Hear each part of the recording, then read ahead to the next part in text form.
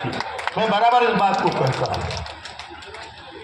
साथियों, मैं तो ढूंढ रहा हूँ इस पूरे भीड़ में कि एक भी कोई हाथ उठा दे जिसको 15 लाख रुपया उसके अकाउंट में कोई है तो हाथ उठाइए, मैं अलग से उसमें 1 लाख रुपए दे दूंगा अपने तरफ से। एक भी हाथ। ये झूठों का पलंदा, झूठे वादे, और सहारा भी छीन लिया। जो सहारा कुछ गरीबों का सहारा था उसको भी छीन लिया। जहाज छीन लिया, एयरपोर्ट छीन लिया, प्लेन छीन लिया। अब छीनते छीनते और बाद में बराबर कहते हैं मोदी जी मेरा क्या है, मैं तो झोला उठाऊंगा और चल दूंगा। तब उनका समय आ रहा है। 400 पार नहीं होंगे, देश पार हो जाएंगे। वो झोला उठाएंगे और चले जाएंगे हिंदुस्तान छोड़ के। वो दिन दूर अब नहीं है। इसीलिए अपनी रक्षा करनी है, नौजवानों को रोजगार की रक्षा करनी है। कहते थे 1 करोड़ रोजगार प्रत्येक वर्ष देंगे। कोई नौजवान साथी यहाँ बैठा है 2 करोड़, हाँ मैं भूल गया था, 2 करोड़, 2 करोड़ साल में। ये गठबंधन बहुत बड़ा परिवार है। झारखंड मुक्ति कांग्रेस पार्टी, लाल सलाम, माले के साथी, राष्ट्रीय जनता दल, और आप देख रहे हैं एक एक नेता गठबंधन का साथी जो जहां पर है। आपके केजरीवाल साहब, अरे नीचे से उठा भैया, शीशा में उठाना, नीचे से उठा। तो वो लोग अपने अपने जगहों पर गठबंधन के उम्मीदवारों को अपने अपने राज्यों में जिताने के लिए धनतक प्रयास करे हुए मेहनत कर रहे हैं। घूम रहे हैं तेजस्वी यादव जी, घूम रहे हैं बेचारे बुढ़ापे में लालू यादव जी। आप सुन रहे हैं ना ये सब चीज मीडिया के द्वारा, प्रिंट मीडिया के द्वारा। माफ करेंगे तो आजकल तो मीडिया उडिया तो बड़ा गड़बड़ है भैया, वो सब तो वन वे ट्रैफिक किए हुआ है। लेकिन फिर भी आप लोग का जो सोशल मीडिया है उस पर सब चीज़ हम लोग देखते रहते हैं। तो आखिर किसके लिए? इस देश की रक्षा के लिए, इस देश के गरीबों के बचाने के लिए, माताओं बहनों को बचाने के लिए ये ज़रूरी है कि इनका सफाया होना चाहिए। याद रखिए आप लोग। इसलिए 24 का चुनाव सब चीज़ को भुला करके आप लोग उपाय कीजिए कि जहां जहां गठबंधन के साथी खड़े हुए हैं उनको आप मदद करें, जिताएं और भारी बहुमत से जिताएं। राज्य सरकार जो हमारी है, आपने देखा पिछले 4 सालों में विधायक रहा, अनेक कार्यक्रम लालू अपने हेमंत बाबू के सरकार ने किया, और जिसको लेकर आज चंपे सोरेन जी की सरकार आगे बढ़ रही है। कोई बूढ़ा बुजुर्ग गांव देहात में बचा है जिसको पेंशन नहीं मिल रहा है? हाथ उठा के बता दे कि उसको पेंशन नहीं मिल रहा, और नहीं मिल रहा तो आज भी फॉर्म मरेगा तो अगले महीना उसके अकाउंट में पैसा जाएगा। हमारी माताओं को और आदिवासी भाइयों की उम्र घटाकर 5 साल कर दी गई। बच्चियों के पढ़ाई के लिए उसके अकाउंट में पैसे जा रहे हैं, कपड़ा के लिए, किताब के लिए। नौजवानों को खुद रोजगार के लिए कल्याण विभाग द्वारा अनगिनत कार्यक्रम चलाए जा रहे हैं। और यही सब देख करके शायद क्या पक जिन पर महाराष्ट्र के हों, कहीं के हों, बिहार के हों, ईडी सीबीआई लगा तो वो आगे वॉशिंग मशीन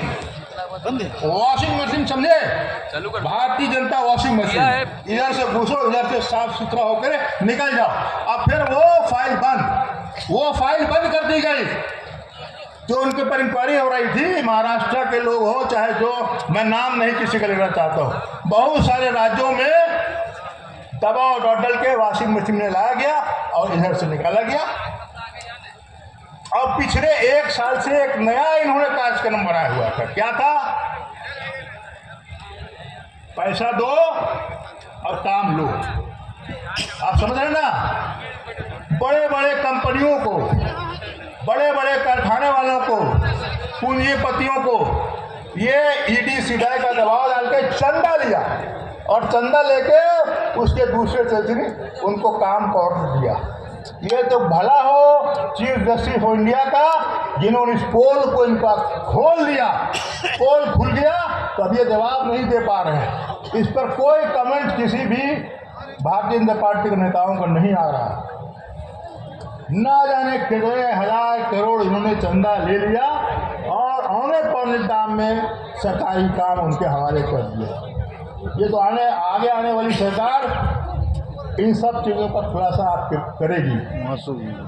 इसीलिए दोस्तों, इन लोगों ने देश को बेचने का काम किया और ये पता है जिसको जनता के सामने गाली बकते हैं वो पाकिस्तान से भी उद्योगपतियों से इन्होंने चंदा लिया।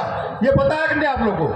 पाकिस्तान के भी इंडस्ट्री से चंदा लिया और उनको भी काम दिया। और आज जो यहाँ बिजली पैदा हो रही झारखंड में, जो हम लोग को नहीं मिल रही है, वो अडानी जी का कंपनी है, वो बांग्लादेश जा रहा है।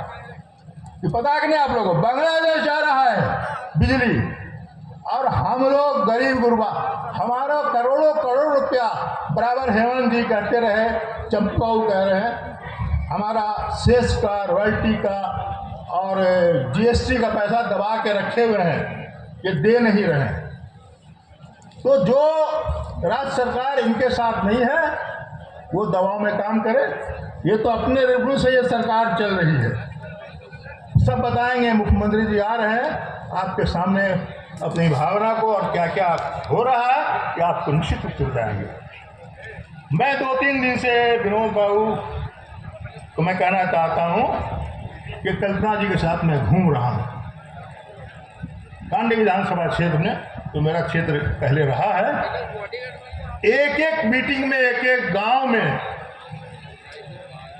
मैं नहीं जानता हूँ, खुद से उतर रही है। आदिवासी भाइयों का गांव हो, माइनॉरिटीज का गांव हो, दूसरे गांव के लोग हों, बहुसंख्यक गांव हो, उतर के महिलाओं को खुद से समझा रही है कि देखिए 2 मशीन रहेगा, एक एमएलए का रहेगा जिस पे आपको तीर धनुष का देना है और दूसरा एमपी का रहेगा। नाम लेके बताती हैं कि विनोद बाबू हम लोग के गठबंधन के कैंडिडेट हैं, 3 तरह पे आपको वोट देना होगा। कई एक गाँव में हम देख रहे हैं इतनी ईमानदारी से, मेहनत से वो काम कर रहे हैं। इसलिए मैं आप सभी को कहना चाहता हूँ कि आप लोग भी दोनों के बारे में बात कीजिए। खाली कोई तीर धनुष के बारे में कहेगा तो 3 तारे के बारे में नहीं कहेगा, अब कोई 3 तारे के बारे में कहेगा, तीर धनुष के बारे में नहीं कहेगा। इसलिए गांडी विधानसभा क्षेत्र के जो साथी आए हैं, दोनों के बारे में इस बात को कहिए, उसी में हमारी जीत है, इसको याद रखिए। निश्चित रूप से मेहनत कीजिए।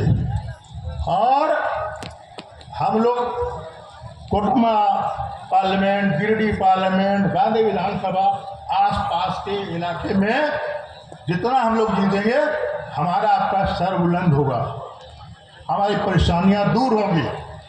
और ऊपर वाला भी सब देख रहा है। 10 साल से इन लोगों ने आज क्या हालात हो गई है देश की, अंतर्राष्ट्रीय स्तर पर आप भी अखबारों में, बाहर के टीवियों में देखते होंगे कि क्या इन्होंने हिंदुस्तान का सर कितना नीचा कर दिया है। वो आप इस बात को समझ रहे हैं। आज हमारे रुपयों का वैल्यू डॉलर के मुकाबले में इतना घट गया है जो कभी भी ज़िंदगी में इतना वैल्यू हिंदुस्तानी रुपये का नहीं घट सकता। आज बांग्लादेश के रुपये का भी हिंदुस्तान के रुपये से वैल्यू ज़्यादा है।